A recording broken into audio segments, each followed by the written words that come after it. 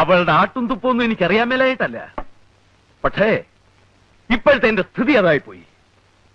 സൗകര്യക്കാരനായി പോയില്ലേ, പാപ്പം മുതലാളിയായി പോയി. പട്ടി കടിക്കാനായിട്ട് ഇലക്ഷനിൽ നിന്ന് പഞ്ചായത്ത് പ്രസിഡന്റുമായി.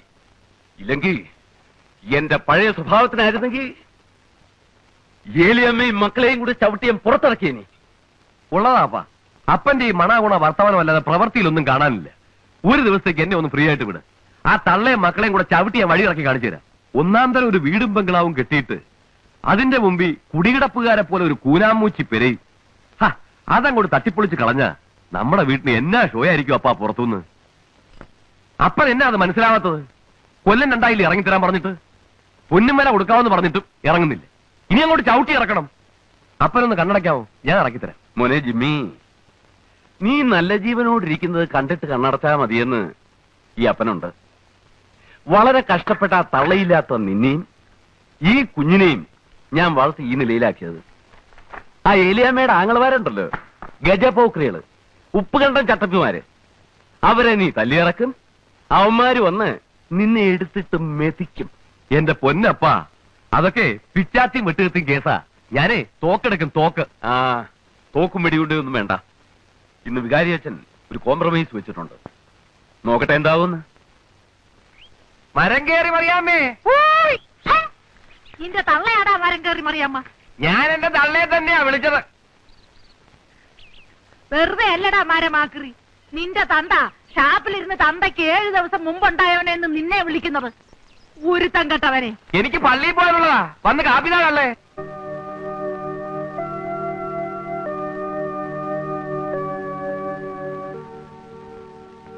ഫാദർ, ആ,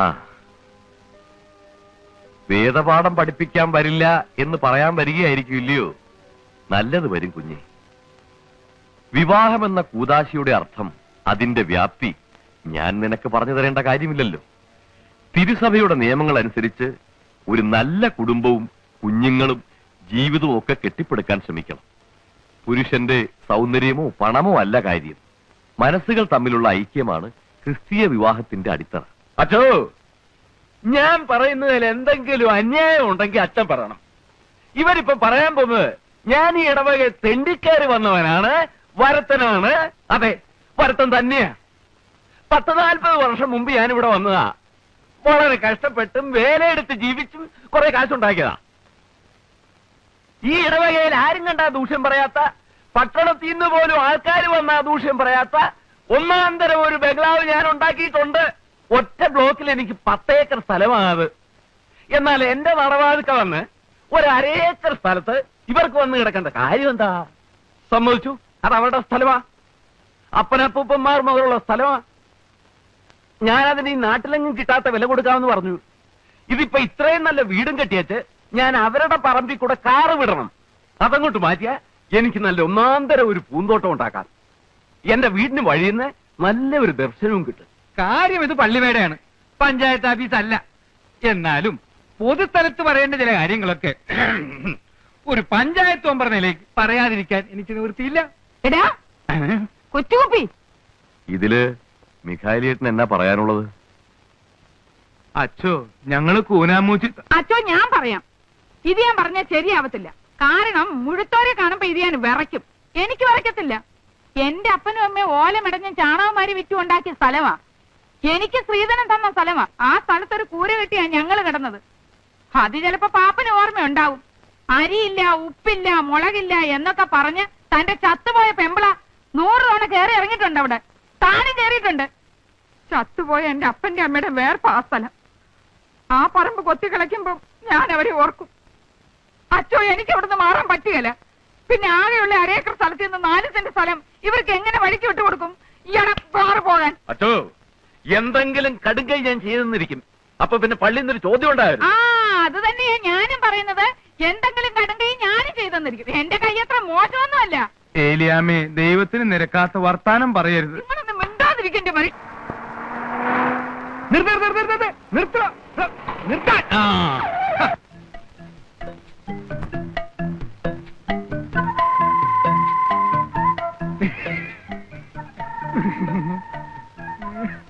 കൂനാമൂച്ചിൽ മിസ്റ്റർ മൈക്കിളിന്റെ വീട് എവിടെയാണ്?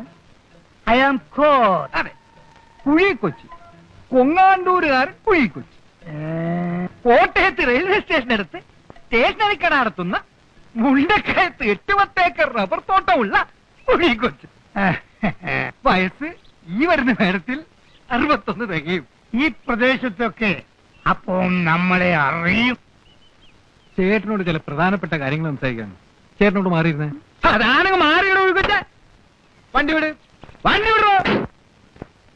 കാര്യം നമ്മളൊക്കെ കത്തോലിക്കരാ. കത്തോലിക്കനോട് സ്നേഹം വേണമെന്നാ ബൈബിളിൽ പറഞ്ഞിരിക്കുന്നത്. അതെ അതെ, ബൈബിളിൽ അങ്ങനെ പറഞ്ഞിട്ടുണ്ടോ? ബൈബിളിൽ അങ്ങനെ പറഞ്ഞിട്ടില്ലെങ്കിൽ ഉണ്ടാക്കും.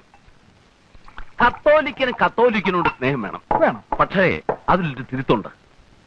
കഞ്ഞി കുടിക്കാൻ നിവൃത്തിയുള്ള ഒരു കത്തോലിക്കന് കഞ്ഞി കുടിക്കാൻ നിവൃത്തിയുള്ള വേറൊരു കത്തോലിക്കനോടുള്ള സ്നേഹം. അതാണ് എനിക്കും ചേട്ടനും തമ്മിലുള്ള ബന്ധം. പക്ഷേ ഉടുതുണിക്ക് മറുതുണിയില്ലാത്ത മിഖായലിനോട് എനിക്ക് സ്നേഹം വേണോ? കാര്യവയൽക്കാരനാണ്. ആ, ചേട്ടന്റെ മോനെ ഞാൻ നേരി കണ്ടിട്ടില്ല. കണ്ടിട്ടില്ല. പക്ഷേ ചേട്ടന്റെ മുഖത്തെ ആ കുലീനത്തും ആ ഒരഴകും ഒക്കെ കണ്ട ചേട്ടന്റെ മോന്റെ കാമദേവനായിരിക്കും. ചുമ്മാ ഇരിയടാ. അല്ലോടാ പാപ്പി. പിന്നെ ഈ തന്തയുടെ മോനല്ലയോ, മോശം വരത്തില്ല. ആ കാര്യം ആ പെണ്ണ് കാണാൻ സുന്ദരിയാ. പക്ഷെ ചേട്ടന്റെ മോന് ഇത് വേണോ? ഒന്നാമത് ഭ്രാന്ത്. ഞാൻ പറഞ്ഞല്ലോ, ചികിത്സിക്കാത്ത വൈദ്യന്മാരില്ല. ഇനി ആ പെണ്ണിന് ഭ്രാന്തില്ലായിരുന്നെങ്കിൽ തന്നെ ചേട്ടന്റെ മോന് ആ പെണ്ണെ കെട്ടാൻ കിട്ടില്ല. അതെന്താ പാപ്പച്ച അങ്ങനെ? ഒരു തന്തയ്ക്കും പറയാൻ പറ്റാത്തതാ. എന്നാലും ഉള്ളതുപോലെ പറയണമല്ലോ. എന്റെ മോനില്ലേ ജിമ്മി, ചെറുപ്പത്തിന്റെ ശാലം കുരുത്തക്കേടൊക്കെ ഉണ്ടെന്ന് വെച്ചോ. അവന് വീട്ടിൽ ചില പോക്ക് വരത്തൊക്കെ ഉണ്ടായിരുന്നു. 2 പെൺപിള്ളാരും ഉണ്ടെന്നോ തള്ളയും കൂടെ ഉണ്ടെന്നോ ഒക്കെ നാട്ടുകാർ പറയുന്നു. പിന്നെ അവളെയും കൊണ്ട് എറണാകുളത്തോ പാലക്കാട്ടോ ഒക്കെ പോയി എന്നാ പറയുന്നേ. ഏതായാലും അവക്ക് വട്ടു വന്നേ പിന്നെ അവൻ വലിഞ്ഞു.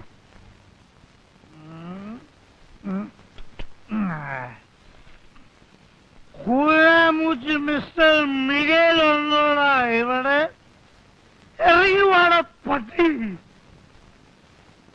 ഇങ്ങോട്ട് വാടാ. നീയാണോടാ മിസ്റ്റർ കുനാമൂച്ചി മിഗേൽ? നിന്നെ കണ്ടിട്ട് വളരെ ചെറുപ്പാണല്ലോ. നിനക്ക് എങ്ങനെയാ കെട്ടിക്കാൻ പിടിക്കും? നിനക്ക് എങ്ങനെയാ കെട്ടിക്കാൻ പ്രായ പെമ്പിളരുണ്ടായി? നിന്റെ ഒരൊറ്റ മുടി പോലും നരച്ചിട്ടില്ലല്ലോ. പാപ്പച്ചൻ പറഞ്ഞത് നുണയാണ്. നീയാണോടാ മികൈ? അല്ല, ഞാൻ മിഖേലിന്റെ ഇളയ മോനാ, കുട്ടപ്പൻ. നിന്റെ ചേച്ചി എന്താണ് ആ ഭദ്രകാളി? വിഗ്രഹം കളിച്ചെടുത്തിട്ട് നിപ്പ് നിന്നില്ല. വിളിക്കണം. എന്റെ മോനെ ചതിക്കാൻ ജന്മമെടുത്ത ആ ഭദ്രകാളിയെ ഏതായാലും ഞാനിവിടെ വന്ന സ്ഥിതിക്ക് ഒന്ന് കണ്ടേച്ചു. ചേച്ചി, ആരാടത്? ചേച്ചി ഒരു പ്രാന്തനവിടെ വന്ന് നിൽക്കുന്നു. ഭദ്രകാളി എന്ത് എന്തെന്നൊക്കെ ചോദിക്കുന്നു. എനിക്ക് പേടിയായിട്ട് പാടില്ല. മോറങ്ങോട്ട്. നിങ്ങൾ ആരാ? എന്താ വേണ്ടത്? അയ്യോ,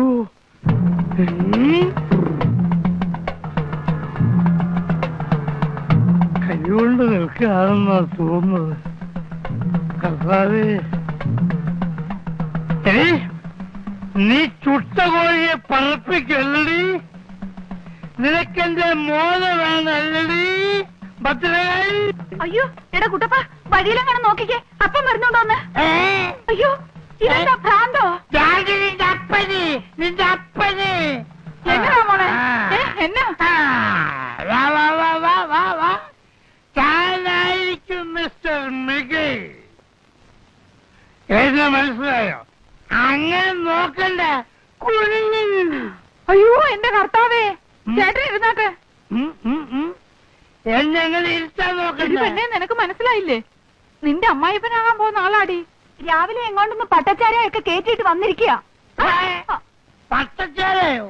ഞാൻ സ്പോർട്സ്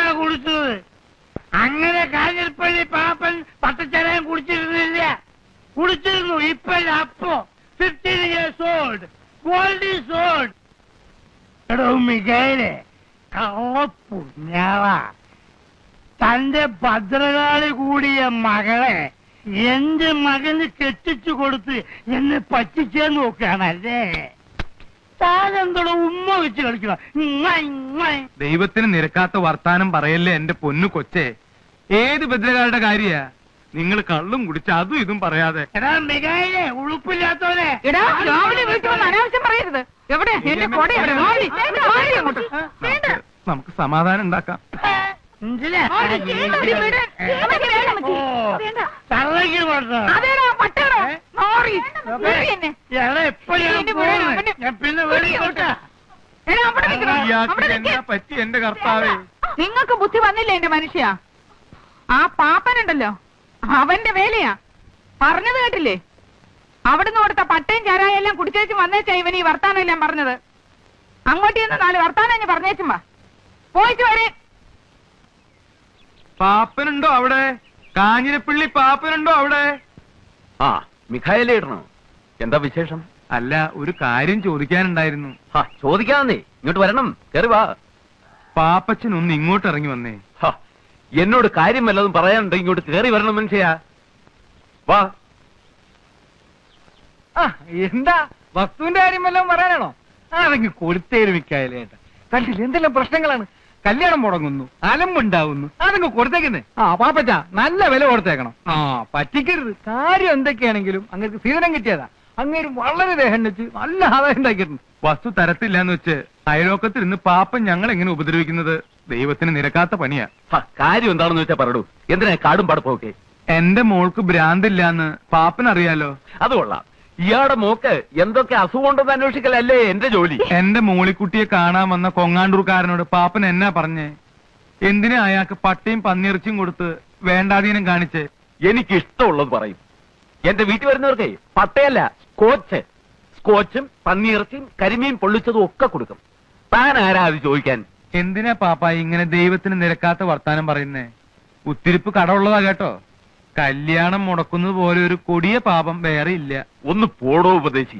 മുകളിൽ ഒരു തിരിപ്പുണ്ട്, നിന്നോട് ചോദിച്ചോളൂ പാപ്പ. വരട്ടെ. രാവിലെ മുറ്റത്തൊന്ന് പ്രാവുന്നോ? അയ്യോ എന്റെ കർത്താവേ. ചെല്ല്, പോയി ചെന്ന് കേസ് കൊടുക്ക. ഇന്ന് ഞാൻ അവനെ ഇവിടുത്തെ ഏലിയമ്മേ, തല്ലുകൊള്ളും പറഞ്ഞേക്കാം. തന്റെ കൊടലി ഞാൻ എടുക്കും. ഞാൻ പെണ്ണ് വേറെ. ഏലിയമ്മേ, പകരം വീട്ടിൽ നിന്ന് നമ്മളല്ല ദൈവമാണ്. എടാ എന്റെ മോക്ക് പ്രാന്താണെന്നില്ലേ? ചത്തുപോയ തന്റെ തന്തയ്ക്കും തള്ളയ്ക്കും കെട്ടിയേക്കോടാ പ്രാന്ത്. എടി എലി, ഞാൻ ആള് പെശക. ചൊണയുണ്ടെങ്കിൽ തല്ലടാ. ശരിയാ. കോഷണ്ടി ചാണത്തലയാ. പള്ളിയെ മുടിപ്പിച്ചുണ്ടാക്കിയ കാശിന്റെ മൂപ്പ് കയ്യിലിരിക്കട്ടടാ. കൂനാമുചേലിയമ്മയുടെ കളിക്കരുത്. വേഗം വെച്ച് പോ. നീ നിന്റെ ചെവിക്ക് തൊള്ളിക്കോ. ആയിക്കോളാം. കാണാ. ആ